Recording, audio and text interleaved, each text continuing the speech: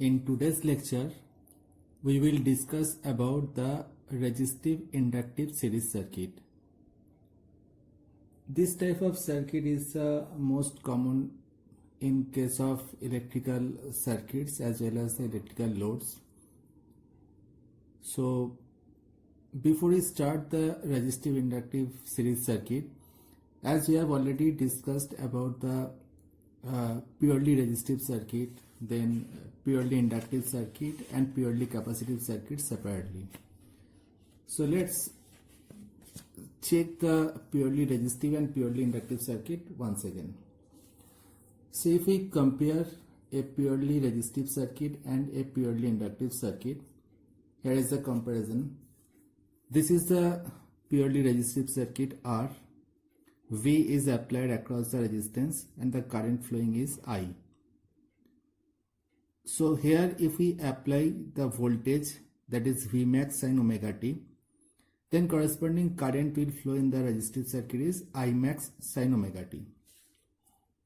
On the other hand, in a purely inductive circuit, this is the inductance, voltage applied here and the current is flowing. So here the value of the voltage will be V max sin omega t and corresponding current will be I max sin omega t minus 90 degree. The relations between the voltage and current for a purely resistive circuit is V max upon I max is called the resistance. It can be also written as R is equal to V upon I. On the other hand, for a purely inductive circuit, voltage is divided by current, so we'll get the inductive reactance, XL. So it can be either in terms of maximum value or in terms of RMS value.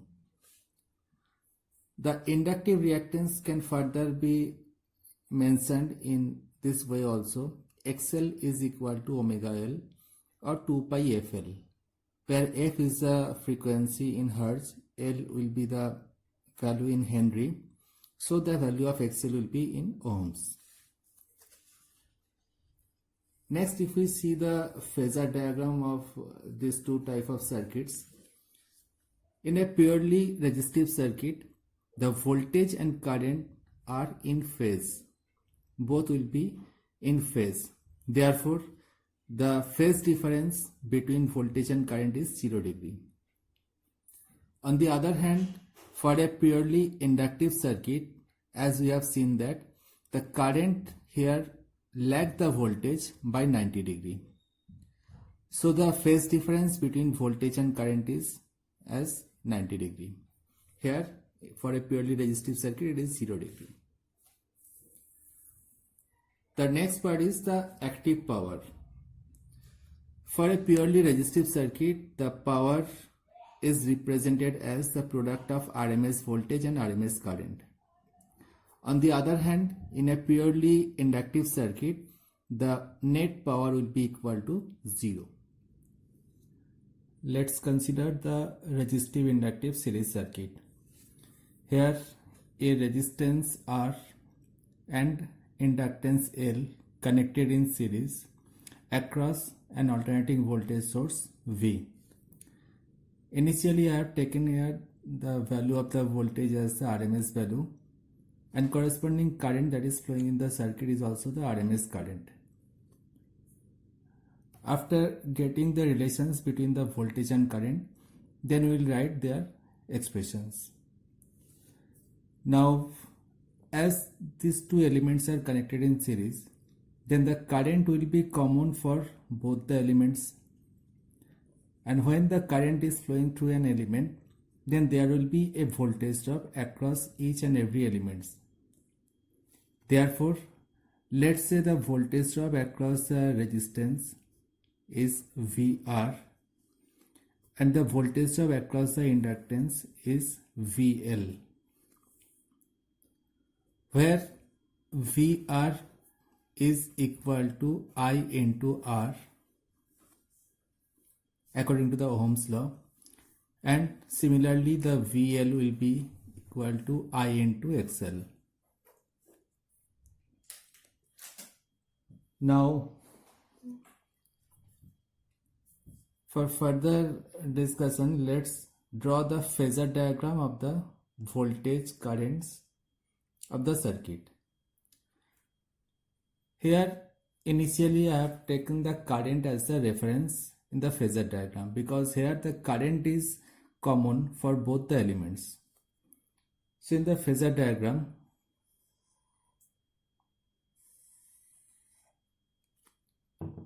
the current will be in the reference line, that is I.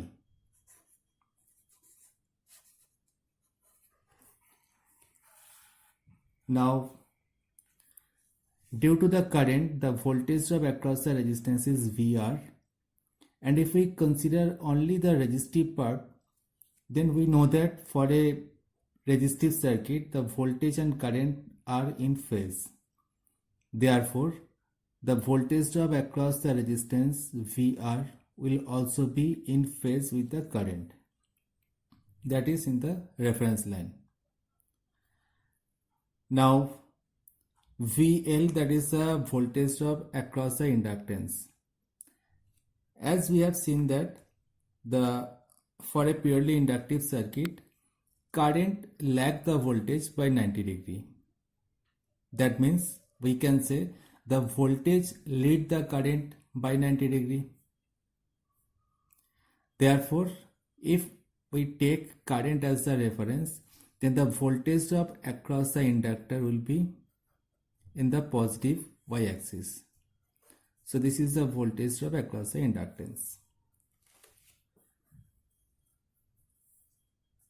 If we apply the KVL in this circuit, then we know that the sum of all the voltage drop should be equal to the voltage source. Here in the circuit, the voltage drops are VR and VL. Therefore, if we add these two elements, it will be equal to the total supply voltage. But here we cannot directly add the value of VR with VL because there is a phase difference.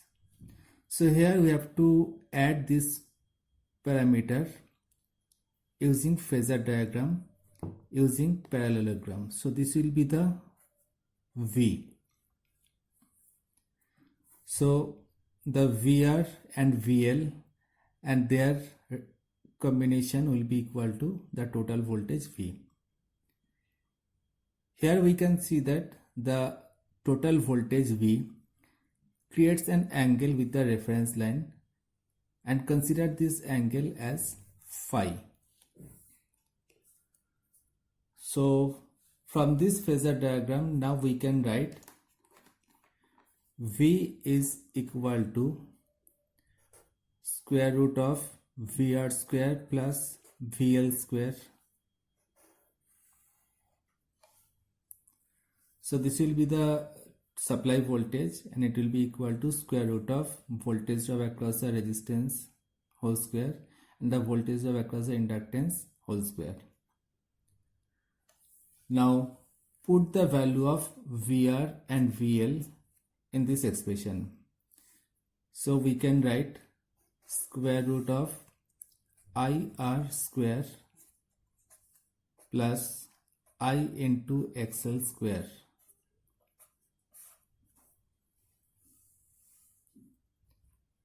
Then from here we can take the current as the common, and if we take it out from the square root, so it will be I, and the remaining part will be square root of R square plus XL square.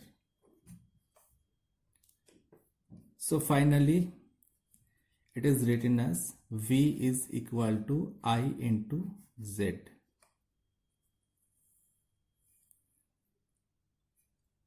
Where Z is equal to square root of R square plus XL square, and it is called the impedance.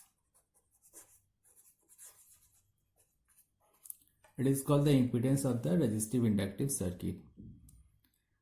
As we know that the resistance is a property of the material which opposes the flow of current, and XL is the inductive reactance.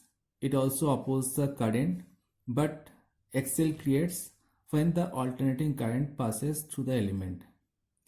Therefore, the impedance can be defined as the total opposition against the flow of current. Now, from these relations, from the phasor diagram, we can find the value of phi also. So here the phi can be written as tan inverse VL upon VR. So the value of phi can be written as tan inverse VL upon VR, and it is tan inverse I into XL upon I into R. So finally we can write phi is equal to tan inverse XL upon R. This phi is called the phase angle of the circuit. It is also called as the power factor angle, but we will discuss about the power factor later. Now, from this relation, V is equal to I into Z. From this relation, we can write Z is equal to V upon I. So for a resistive inductive circuit, the voltage upon current is considered as the impedance of the circuit.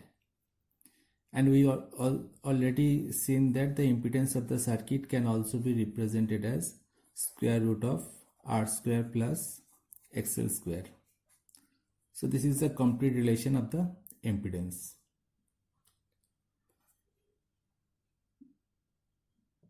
Now, if we draw the phasor diagram again by taking voltage as the reference, that means here we want to find the relations between the supply voltage and the circuit current.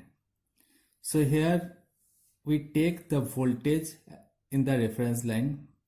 Therefore, the current will be in the fourth quadrant and it will lag the voltage by phi. Because from this phasor diagram we can see that the voltage is leading the current by the angle of phi.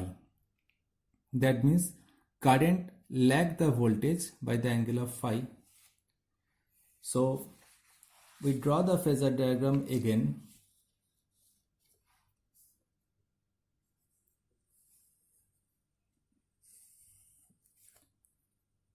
And here we take voltage as the reference.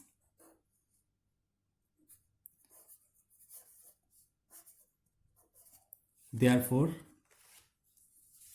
as per the concept, if the voltage is taken in the reference line, then the current will be lagging the voltage by the angle of phi.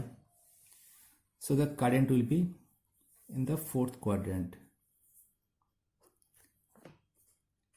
And it will lag the voltage by the angle of phi.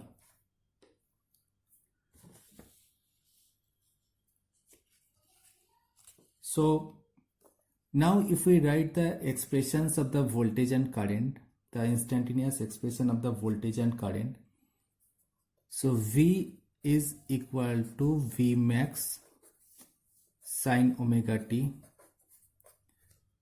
It is the standard value of the alternating voltage. Therefore, the expression of the current will be I max sine omega t minus phi, because the current is lagging the voltage by the angle of phi. That's why it is omega t minus phi. And relations between Vmax and Imax, as we have already seen that Z is equal to V upon I, that is Vrms upon Irms. And if we multiply both numerator and denominator by root 2, then it can be also written as V max upon I max, and the angle phi that we have already calculated can be written as tan inverse XL upon R. So this is the expressions of the instantaneous voltage, instantaneous current, the relation between voltage and current, which is also called as the impedance, and the phase angle, that is the relation between XL and R, tan inverse XL upon R. Now the impedance triangle. If we see the phasor diagram of the resistive inductive circuit that we have already discussed, here VR, VL and their resultant V. Now if we draw these three voltages in a systematic way, then it will create a triangle. That is, here it is VR. If we draw the VL here, and here it is V. So if we draw this triangle, it can be look like it is VR, then it is VL, and their summation or resultant, that is V, and this angle is phi. This triangle is basically drawn from this phasor diagram. Here it is VR. If you compare these two,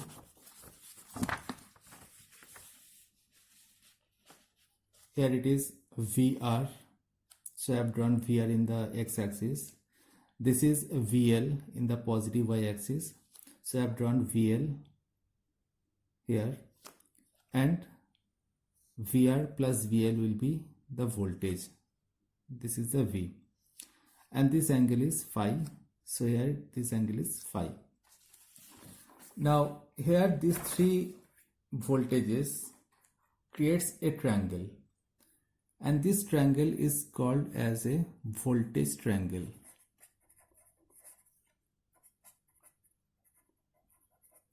This is called the voltage triangle. As we know that the VR is equal to I into R. VL is I into XL,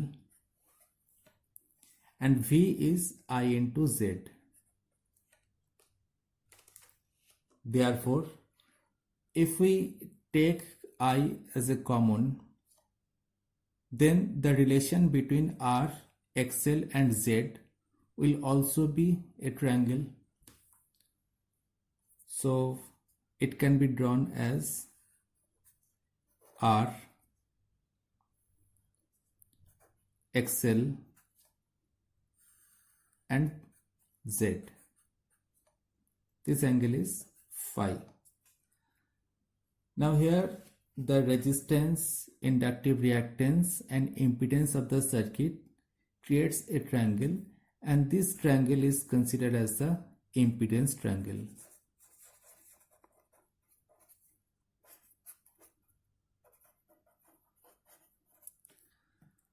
From the impedance triangle, we can find some important relations. That is, here we can write the cos phi value. So it will be equal to R upon Z. Or we can write R is equal to Z cos phi. Similarly, we can write sin phi is equal to XL upon Z, or XL can be written as Z sin phi.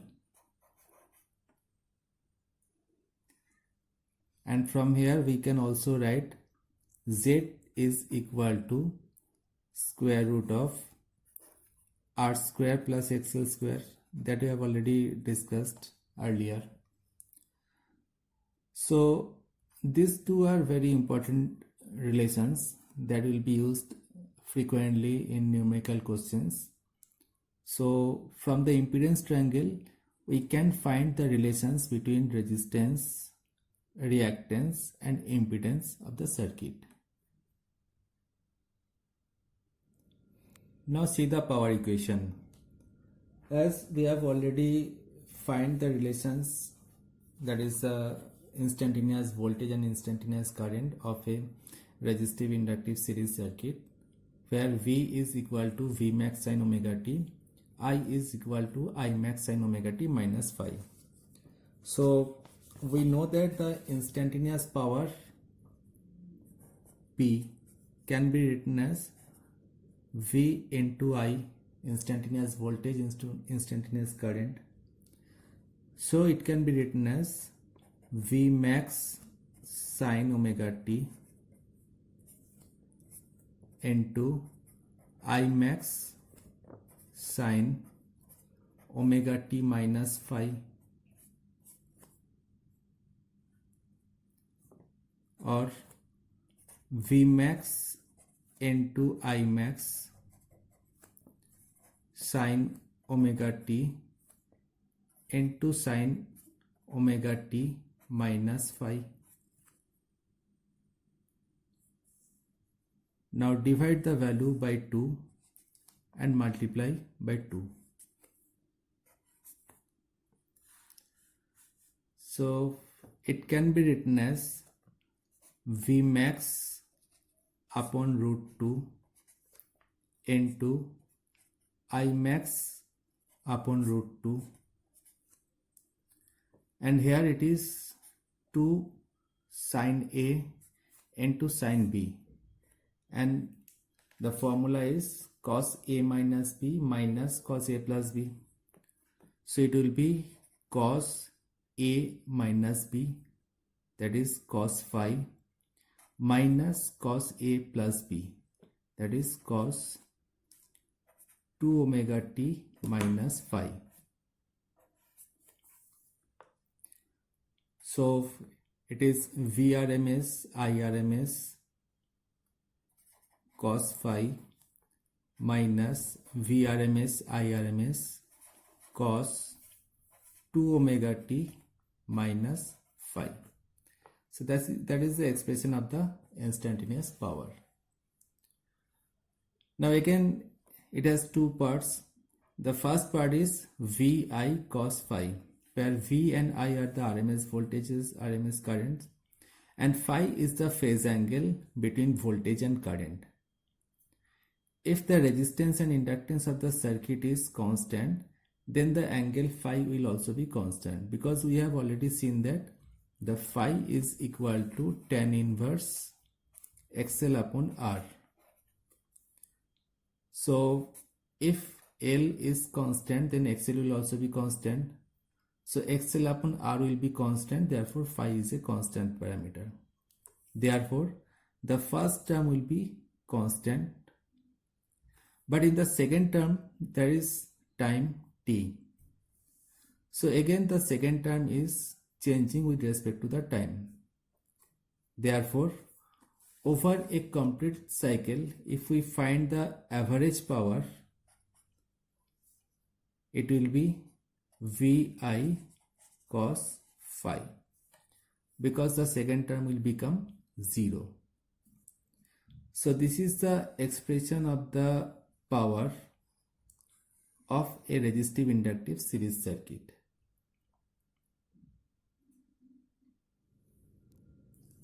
The next topic is powers and power factor of the resistive inductive series circuit. Here power means in resistive inductive series circuit, in AC circuit, there will be three types of powers. These are called active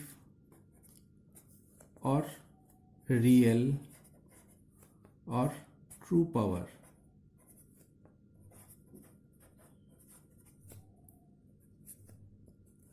The second type of power is called reactive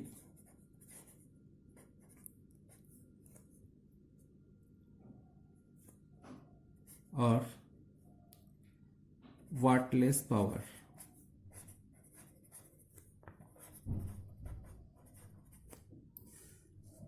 And the third type of power is called apparent power.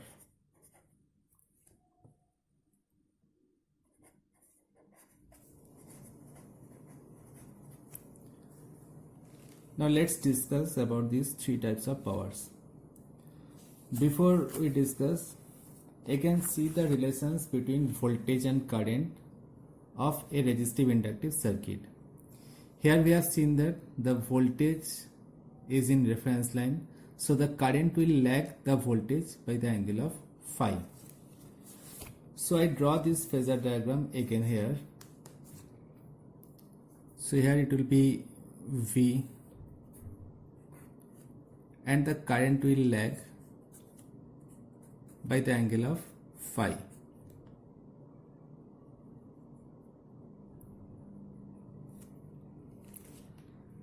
Now we can resolve this current into two components.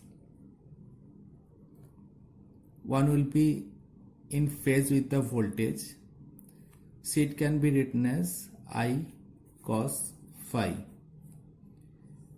and the other will be in quadrature with the voltage, and it will be I sin phi. We know that the product of voltage and current gives us the power. So here we have three types of currents. One is the I, that is the RMS value of the circuit current. It has two components. One is I cos phi, which is in phase with the voltage. This current I cos phi is called as the active current of the circuit. It is called the active current. And similarly, I sin phi, which makes 90-degree angle with the voltage, is called reactive current.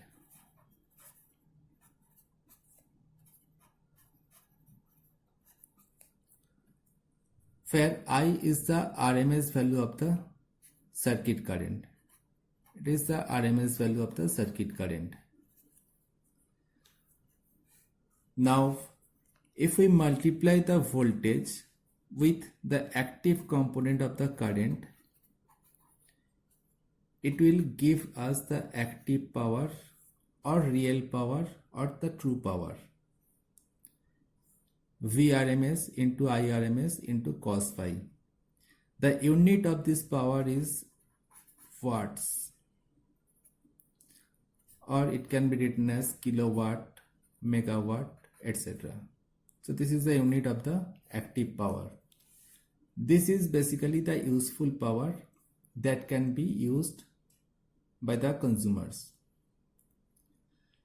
The next is, if we multiply the voltage with I sin phi, which is the reactive component of the current, then it will give us the reactive power represented by capital Q, and it will be V I sin phi. This power is considered as the reactive power. Actually, the reactive power exists in the system, but it cannot be used by the consumers.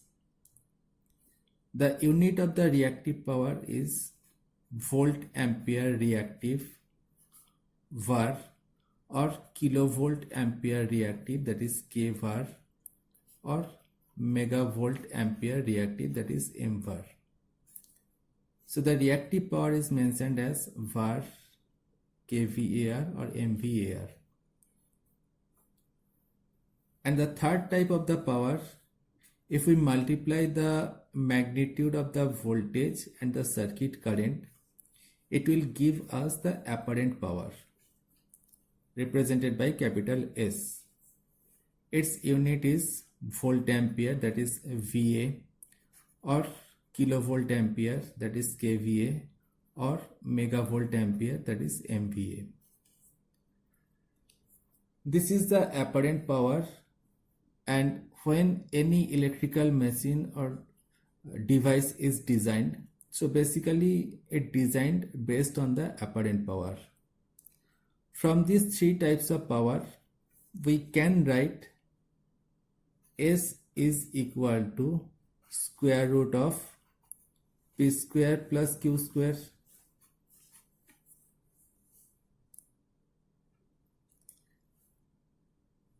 So this is the relations between three types of powers. We can also see that if we multiply the apparent power, that is Vi, with the factor, that is cos phi, it will give us the active power. Therefore, the cos phi can be written as P upon S, because we know that S equal to V into I. This cos phi is called as the power factor of the circuit or power factor of the load. Power factor basically indicates the amount of power of the system can be actually utilized. So this is the factor which decide how much amount of power can be utilized by the load in a circuit. So that's why it is considered as the power factor. The value of the power factor varies from 0 to 1. That means when the phi is equal to 90 degree, then the cos phi will be equal to 0, that is the power factor will be equal to 0. And phi equal to 90 degree means the angle between voltage and current will be 90 degree, because phi indicates the angle between voltage and current. So when the current is lagging the voltage by 90 degree, it is a purely inductive circuit. And we have already seen that in a purely inductive circuit, the net power is equal to 0. That means the active power is equal to 0. And this is further discussed here. If the cos phi is equal to 0, because if the phi is 90 degree, then the active power, that is Vi into cos phi, it will also be equal to 0. And if the phi is equal to 0 degree, then cos phi will be equal to 1. And phi 0 means the voltage and current will be in phase. That is for a purely resistive circuit. And we have seen that for a purely resistive circuit, the power consumption is equal to V into I. So that can be shown here also. This is the active power. And if we put the cos phi equal to 1, so the active power will be equal to V into I. So basically phi defines how much amount of power can be utilized. As we have already seen that the phi is equal to tan inverse XL upon R. So basically the circuit element will decide what will be the value of phi, and depending upon the value of phi, the cos phi will be calculated, and based on the value of cos phi, we can say how much amount of power can actually be utilized. If the value of XL equal to 0, if we put XL equal to 0, that means the circuit is only resistive, purely resistive circuit. In that case, the phi will be tan inverse 0 and it will be 0. That means voltage and current will be in phase. If we put R is equal to 0, then it will be tan inverse infinity, so phi will be 90 degree. So R0 means the circuit will be purely inductive. And for a purely inductive circuit, the current lag the voltage by 90 degree. So this is the concept.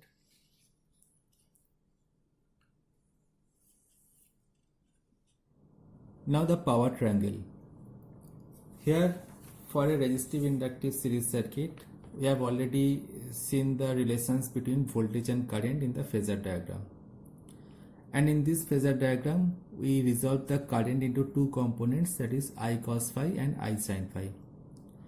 Now, if we consider the three currents, then these three current will also create a triangle. So here we can write it is I cos phi, here it will be I sin phi, and then it will be I, and this angle is phi, that we have seen in this figure also. This is I, it is I cos phi, and here it is I sin phi, so it can be considered here also. So it is I cos phi, it is I sin phi, and this is I. Now in this case we have seen that the three currents creates a triangle. We can say it as a current triangle also. Now if we multiply voltage with each parameter, so it will be V I cos phi, here it will be V into I sin phi, and here it will be V into I. Therefore V I cos phi means it is the active power represented by P. V I sin phi, it is the reactive power, that is Q, and V into I, this is the apparent power, that is S, and this angle is phi. So here the three types of power creates a triangle, and this is called the power triangle.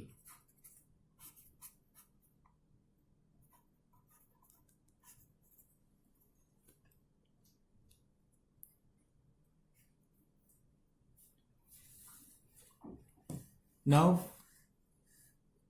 the power factor.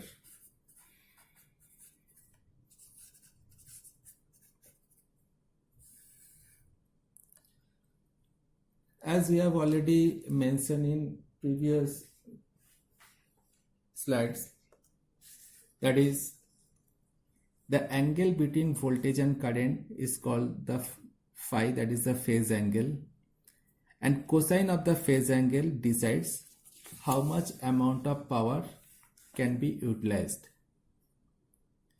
So the power factor is written as cos phi, where phi is called the phase angle between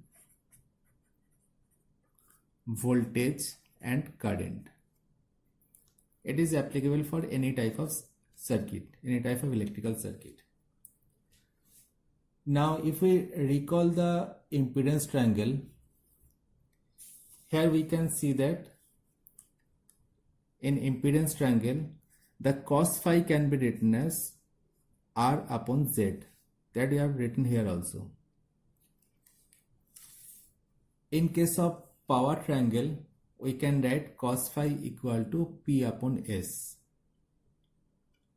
So if we want to write the definition of the power factor, then power factor is defined as the ratio of resistance to impedance. So power factor is defined as the ratio of resistance to impedance. In other way, we can say the power factor is the ratio of true power to the apparent power. So power factor can be defined as the ratio of resistance to impedance, or it can be defined as it can be defined as the ratio of active power to the apparent power. And also the third definition, it is the cosine of the angle between voltage and current. It is the cos of angle between voltage and current. So power factor is the factor which decides how much amount of power can be actually utilized by the load of an electrical circuit. As we have already mentioned, the phi value varies from, we can say, 90 degree to 0 degree, because phi is tan inverse XL upon R. So the angle between voltage and current can be minimum 0 degree and maximum 90 degree. So the power factor cos phi will be between 0 to 1. So the minimum value of the power factor is 0, maximum value of the power factor will be 1. Power factor cannot be more than 1 in any case. When the power factor is 0, that means we cannot utilize any of the electrical power. And when the power factor is equal to 1, that means we are utilizing the maximum power in the circuit. So the power factor can be written as cos phi is equal to R upon Z, and that is equal to P upon S. So we can use any of these relations during numerical calculations depending upon the parameters available. We can use R upon Z, or we can use P upon S also. And also we can find cosine of the angle between voltage and current. Thank you.